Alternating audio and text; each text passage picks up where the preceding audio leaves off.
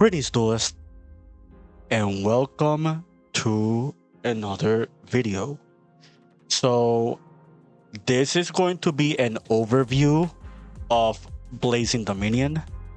All the cards from the card set list for the OCG have already been revealed, which means that every single card out of this set is already known. This set arrives in the OCG and is playable for meta play in tournament contention on January 24th, which means in 5 days all these cards from this set are going to be legal, and we are going to see them being played in the current OCG format. The reason I am making this video is because, in my personal opinion, I think this is the best main set we've had in a long time.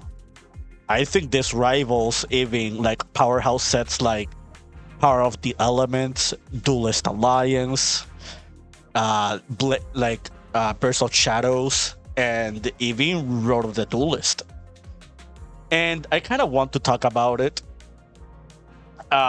There are some themes that got support. There are some individual cards.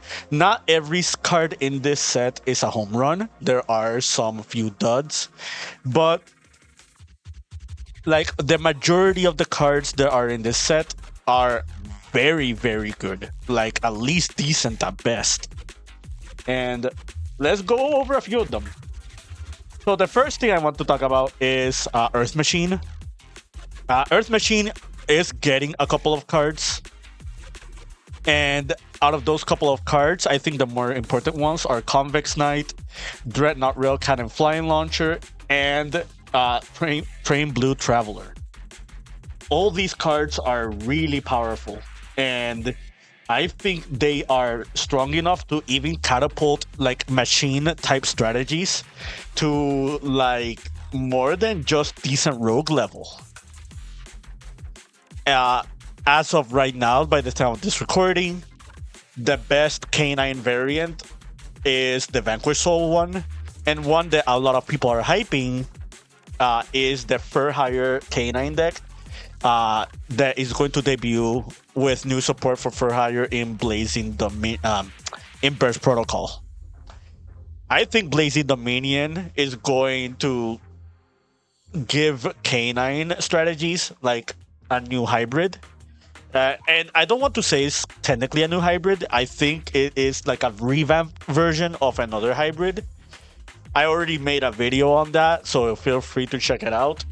It is the video involving Convex Knight. The next theme I want to talk about is Fairy Tail. So, for those who don't know, Fairy Tail is an old spellcaster theme that got 7 new support cards. Alongside the Fairy Tails, we also got support for Familiar Possessed / Charmers. I think these two legacy supports combined, as well as other themes like Endymion, Magistus, and Albas, is going to make do for a spellcaster slop type strategy. And these cards are not bad by any means. Chronicler is a very strong Omni-Negate type monster. Weaver is a very strong extender for the theme. Fairy Tail Wicket is a monster that can be summoned with spellcasters that just bridges you into all these cards. So yeah, the fact that they all have 1850 means that you can use some Familiar Possessed cards with them. Older cards like Fairy Tail Luna also work with all these cards. Familiars of the Spiritual Arts is an individual monster that I say is actually pretty strong. This thing can change any type and attribute of itself, and that means that you can bridge into Fiendsmith, you can bridge into machine archetypes, you can bridge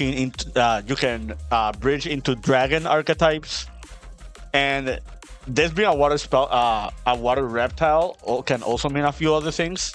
But yeah, I actually think this support for Fairy Tail is very, very solid. And in the right hands, in the right pilot, I think it could even do well, like in the regional level. Now we got Red Dragon Archfiend. And the thing about Red Dragon Archfiend is this is one theme that, even though it is not really powerful right now, it's one of those iconic like main character themes where they're just gonna keep getting more support. One example is the Red Dragon's Archfiend Shane. This is like a support card from the Limit Over. I think it's Limit Overdrive collection. I think it's called, or the Limit Overframe. You can call it. You already know which one it is. Like, combine the support for this theme individually with the support that you're getting in Blazing Dominion, and all of a sudden you have a rogue strategy that is a little bit more decent. And these are not bad cards at all by any means. Also, I kind of want to point out this monster right here, Crimson Blade Dragon. It is an individual card from the theme, but this card also can bridge you into Mitsurugi. And Mitsurugi is, well, let's just say Mitsurugi is going to be in the OCG for a really good amount of time. Probably even longer than we are having it. But yeah. Now let's talk about predaplants. I think this predaplant support is also very, very decent. One of the cards that really catapults this theme is this monster right here, Dracelia, the Blood Tree Dragon. Dracelia is just a really powerful plant extender, and you would think that this card is really good for plant decks in general. Well, the strongest theme that benefits out of this card is Predaplant. And like, giving Predaplant a lot of starters is a very dangerous thing, because they have access to very powerful cards like Apex Fusion, which we will talk about later in depth, and Prema Primitive. And Prema Primitive is basically a fusion searcher, and this locks you to plants and dragons, but there are so many good themes that just work well with dragons and plants, like Draco Tail and Branded are just the two biggest examples. So yeah, I wouldn't be surprised if somebody makes this Predaplant theme work, like in one way or another. I think that support is really, really decent, enough to push them to like regional level contention as well. Now we got Phantom Revenge. Phantom Revenge had a very slow start, like with all their individual themes, but that's not to say that every archetype in that set is bad. I think every single archetype in that set is very decent, but they needed more support cards. I think every support card given to all the themes were very decent. I think the Heka Hands one was the weakest. I've been talking to a bunch of Heka Hand players, and they told me that in comparison to the other two themes, yeah, it was the weakest out of the three. Eniacraft, I think, was one of the big winners in this route, because all the support cards that Eniacraft got were cards that were really needed for the theme. I think Eniacraft was already a very decent deck. The problem with Eniacraft is that it had a lot of weaknesses, and most of these cards patch up half of those weaknesses. Cool Tune is another strategy. We talked about it very recently, and I think the Cool Tune support was very good. I think this one of the things this deck lacked was OTK potential, which they got. They needed better extenders, which they also got. And this deck needed better interruptions, which they also got. Are they like meta contention level? Individually on their own, I don't think so. But I think that supported with a few other cards, this team can be very, very powerful. Also, one thing I didn't mention in the Cool Tune video when I talked about the new support is Rotary being a level 1 light tuner is means that it can be tutored by a lot of different cards, making it very splashable for like synchro decks in general. Now let's talk about power patrons. This is the pseudo completion of the Medius theme, and I think all these support cards are really strong. I think every single individual power patron monster are really strong. Not only in like power patrons like as a whole, but in their all individual archetypes. I think out of all the power patrons, the Elvenote is the weakest one out of all of them, but it kind of makes up for it because the supporting card for Elvenote was one of the strongest. Like out of all the themes, Medias related, I think Elvenote is my favorite out of all of them.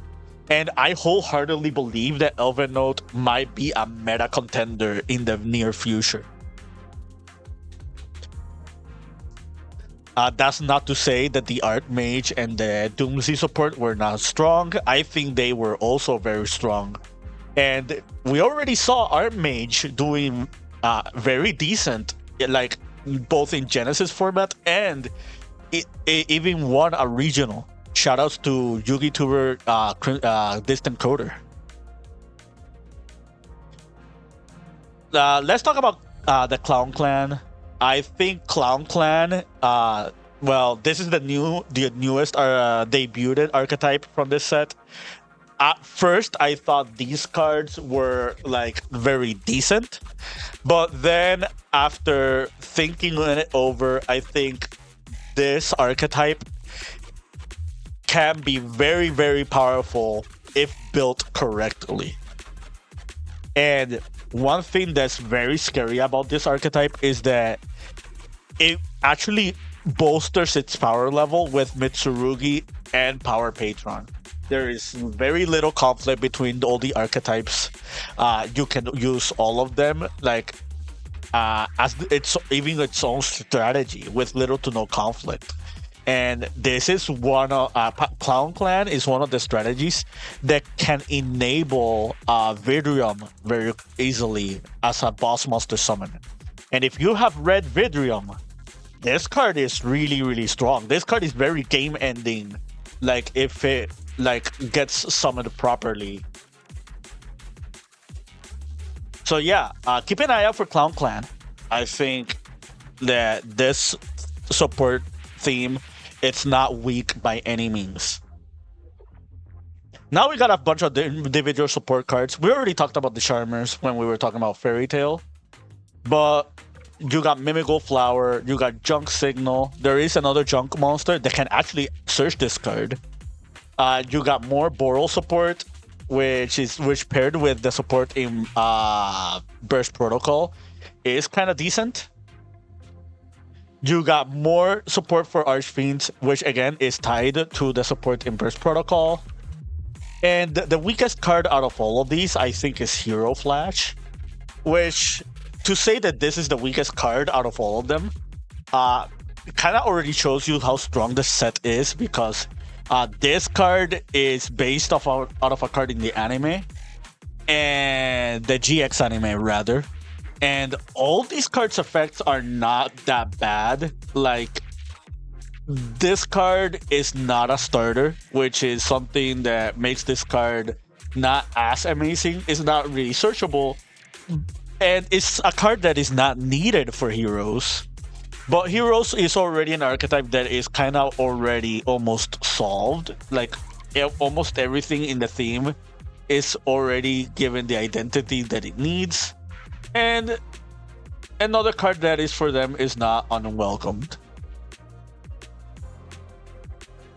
All right, now we're getting to the more important part of this video. And the reason I wanted to make this video in the beginning, we got the free agent cards. If you've seen booster sets, historically, almost all the free agent cards that are being given to those core sets are kind of mediocre. And we still have a few mediocre ones, like one of two Summon Shock and Moving Point are not that strong. There is one point I want to bring up involving Summon Shock, because a lot of people are downrating this card, and at first I thought this card was very subpar in comparison to other removal traps, until I realized this card is not once per turn. So if you get to all these max counters multiple times, you get to board wipe multiple times with this card, which makes it very, very annoying for whomever is a combo player and they are facing the other side of this card and they don't have proper removal for it. Also, the fact that it's not once per turn means that if you have multiple Summon Shocks, you can just flip one if they try to get rid of another one. And it kind of forces your opponent into a very awkward position where if they don't have mass board removal that can be done within the force summons, they just can't like OTK you, or they can't like amass to the board state in a level that they will be comfortable with. Also, if you pair this card alongside like other removals, like for example Nibiru, like it's really, really, really hard for your opponent to like OTK you going second with almost any combo strategy. Now let's talk about the better cards in the set, right? One of two is a gimmicky trap that is based on the I think it's called the Monty Pictogram. I think it's called. I know it's like a math problem. I think it's the Monty Hill problem. I think that's what it's called. Very funny card. I thought about this card in like Metafist because they do get benefit out of the traps being banished. Moving Point Pendulum, it is a very funny niche card. As somebody who plays Valence, which is a pendulum archetype that is column based, I kind of found this card very funny for the team. I might make a deck strategy with this in the future. Now let's talk about this one, Transient Masquerader. I already made a video on her. I think she's really strong for any deck that can play spellcasters, fiends, or illusions, or any combination of them. I think the most primordial one is Shadol. And take note, we are getting Wake Up Kuro alongside this card. So that's one honorable mention you will see here in this video, but I did make a video on it so very recently, so feel free to check it out. Now, we got Dominant Spark, Harmonia, and Sullen Report. I kind of want to talk about these three cards in a whole. These three free agent cards, in my opinion, are the three strongest cards in this set. And it's to the point where I say any deck or strategy that can play these three cards will play these three cards. And not only that, I think any strategy that can play these three cards would immediately be bumped in power level just because of how strong the card quality are behind these cards. Can you guess an archetype that can just use these three cards and is already meta relevant? Before we talk about it, I want to talk about Apex Fusion a little bit more. This card is not as flexible as Super Polymerization. However, it is a searchable fusion spell that cannot be responded to and can fuse away your opponent's monsters. This card is very similar to Metaltronus in the way that it functions. It is going to be a very specific card for very specific scenarios.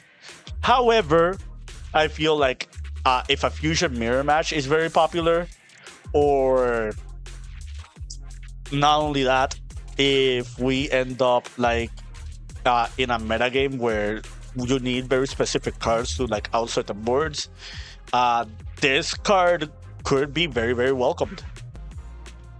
Now, before we end the video, it's kind of funny how the 3 best cards, again, my strict opinion, right, work perfectly well with Mitsurugi. Mitsurugi is already one of the best decks in the OCG, and every single card here can be played with Mitsurugi. Mitsurugi are all dark attribute, so Dominant Spark does not conflict. The OCG has Herald of the Arclight, and this card can be sent with Frodelius Harmonia, which means Frodelius Harmonia is not only just a hand trap, but it's also a starter. Because your Herald of the Arclight will just search for Habakiri, and I don't think I need to explain what happens after that. Also, let's take note, both Dominant Spark and Frodelius Harmonia can be played in the Yummy version of Mitsurugi, which is the most popular version of Mitsurugi in the current TCG format as the time of this recording. Also, like, imagine you facing a Mitsurugi board backed up by Solemn Report. You're probably not winning that game, ever. Yeah, Solemn Report is that strong of a card. And it's also really strong against the mirror match because, like, just permanently negating like your opponent's ritual spells or banishing all of them could be really problematic for them. But yeah, so closing thoughts. I think Blazing Dominion has a lot to offer. I think it offers way more to the current OCG meta than any past set has done in a while. I think this set has very little niche cards. I think almost every card in this main core set is relevant, and it's to the point where I cannot see an OCG metagame report from Road of the King or like from Akira or from like other like sources that won't have cards from Blazing Dominion in their main strategies. All right, that's it from me. I hope you found this informative to your liking and understanding.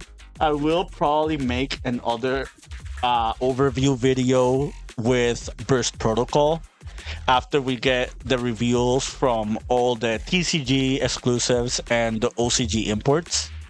By the time of this recording, we already gotten a few cards from the TCG exclusive set revealed, which I will talk about on another time.